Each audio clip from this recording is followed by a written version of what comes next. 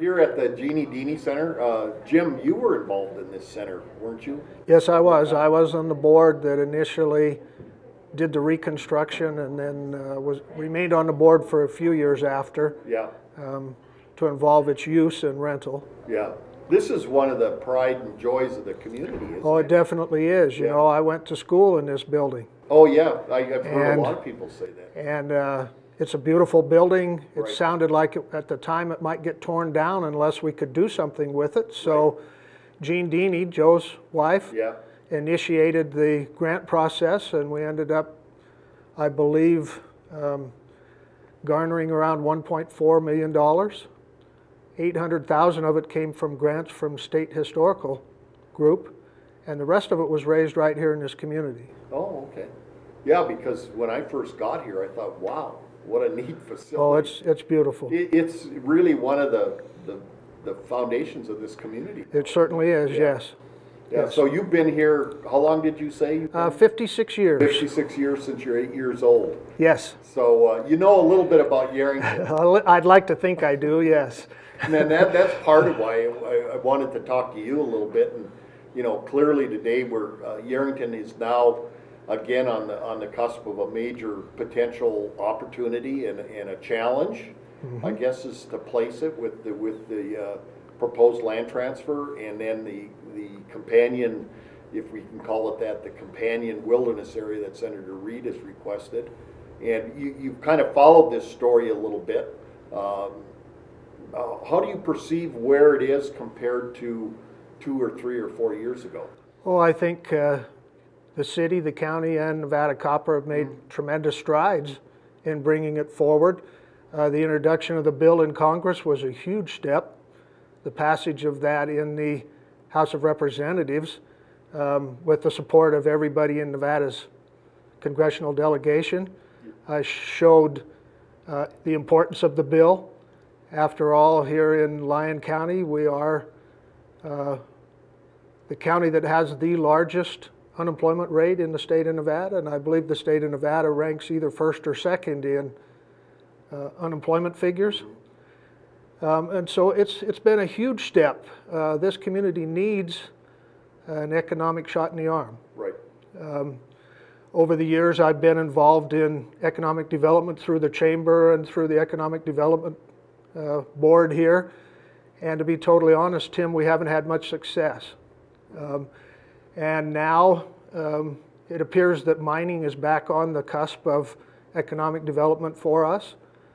Our community desperately needs jobs. We need to return some young families to this community. Well, clearly, that's the prime objective of the legislation, but there's also this other provision, a trade-off in trying to get people to understand it. You know, do you, based on your cursory review of this, do you think that there's a better basis of information to make a decision now than there was maybe 4 years ago or 2 years ago? If we lived in a perfect world, this bill should have passed through both houses of Congress based on the value of this legislation alone. But we live in a political world, Tim. Right. And let's face it, Senator Reed has made a demand for a conservation measure to be added to the bill, and then of course he indicated he wanted wilderness. I don't necessarily come down on the side of wilderness, but I do come down on the side of jobs. And that's what this proposal does for our community, is it creates jobs. Now, how anybody could place hurdles in front of job creation in Nevada these days makes me wonder. And I think the city and the county and Nevada Copper have probably gone out of their way to accommodate that request. Do you spend much time up in the Pine Grove Hills at all, or have you, I mean, you've been here a while? Yeah, I grew up in this community, of course, and you go up in that area, up towards Sweetwater, up in the Pine Grove area. We've cut Christmas trees up in that area, hunting, fishing up along the Walker River, all of those types of things, and just four-wheeling also. I enjoy all those outdoor events. I love to hunt and fish, and that's one of the most beautiful areas up in there that we have in close proximity to Mason Valley and Yerington. And so I've spent some time up there, yes. And I was fortunate enough to get a tour of the area when the wilderness question first resurfaced. And if you want to go strictly by wilderness characteristics, we probably don't have any area in the state of Nevada that meets the strict qualification of wilderness. But this area, if you're going to declare wilderness in Lyon County, probably comes as close to that as any area I've ever seen. There are some Indian artifacts up there, beautiful trees, the whole works, steep mountains, steep cliffs, those types of things.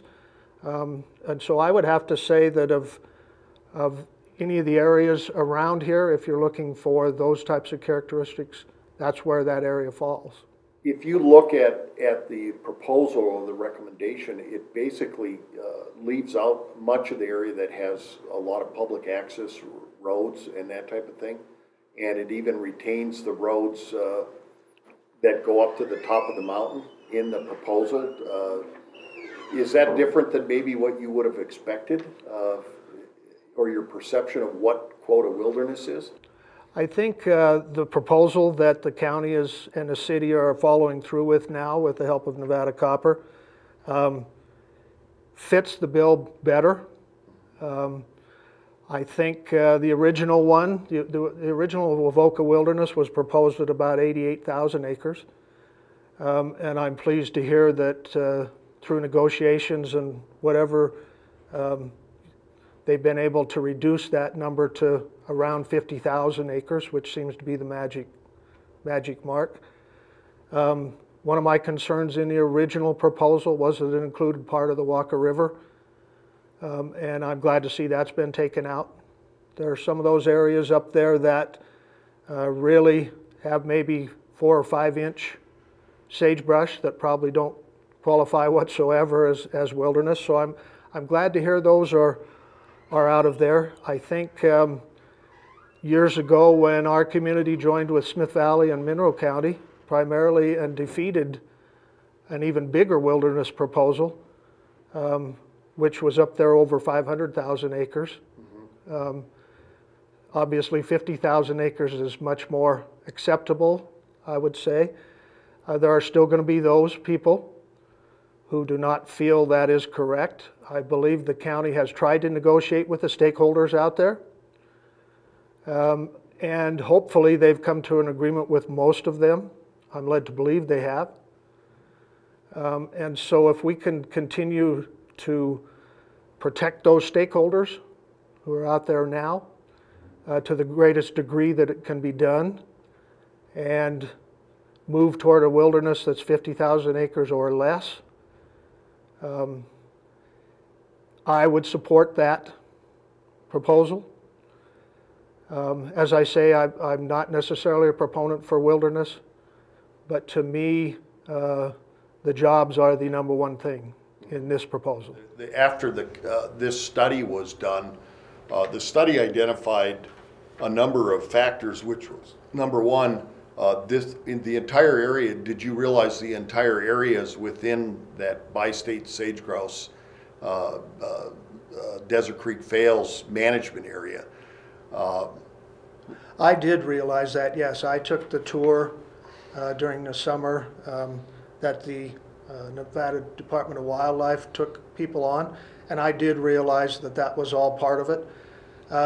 The listing proposal by the U.S. Fish and Wildlife Service seeking to make bi-state sage-grouse an endangered species could potentially close off all that area should that be approved. I believe Nevada, through the governor, who is leading the way, has taken steps to try to avoid that listing, which could come as early as September 2013 when they have to make their decision. And I believe Nevada Copper has stepped up to the plate with their multi-million-dollar proposal involving sage-grouse habitat in the Desert Creek Fails area. I look at that as a very positive step. I've seen where some of the ranchers have been involved in areas of habitat control and improvement, the removal of some of the pinyon trees, etc., and juniper trees to help improve that sage-grouse habitat. To me, those are all positive steps. Mm-hmm. You can see those happening today. And to me, the provision that Nevada Copper put into their multi-million-dollar proposal, making it contingent upon approval of the legislation, should provide an additive incentive to Senator Reid and the other members of Congress to push this bill forward, and let's get it done. Mm-hmm. Yeah, I mean, were you aware, you did those tours, one of the things that was discovered in this study was there's a serious fire risk there. Oh yes, there is, and you know, all you have to do is drive through the area and you can realize what the problems are. One of the solutions I found very interesting on that tour, they indicated they might do patchwork improvements to make it look like a checkerboard, to where some areas would be strictly sage-grouse habitat, other areas could be cleared away of the pinyon and juniper, and if a fire started, hopefully it wouldn't jump from one area to the next. I think those kind of proposals are forward-thinking and deserve serious consideration, because if a fire ever started up there and really got out of control with the high winds that we often have around like here, today. like today, it would be unstoppable. Right. So I think the fire protection is a big issue up there. The protection of grazing rights is a huge issue up there. I believe there's a small mining operation out there that's also involved in that. This is an issue also where wilderness is concerned. But to me, the potential listing of the sage-grouse as an endangered species would be far more reaching than any wilderness proposal that could come forth involving this legislation. That's a very good point. I think that was part of the considerations in this study, was to say, what are you going to do for sage-grouse? And really, fire and fuels management and sage-grouse habitat improvement are kind of go hand in hand. And I think that's part of the county resolution, to say, hey, we've got some critical issues out there. We want to prevent listing of the sage-grouse. We want to get more active in preventing a catastrophic fire. And you know, that's why our recommendation says that we can't have those areas of wilderness. We've got to be able to manage them more on the east side.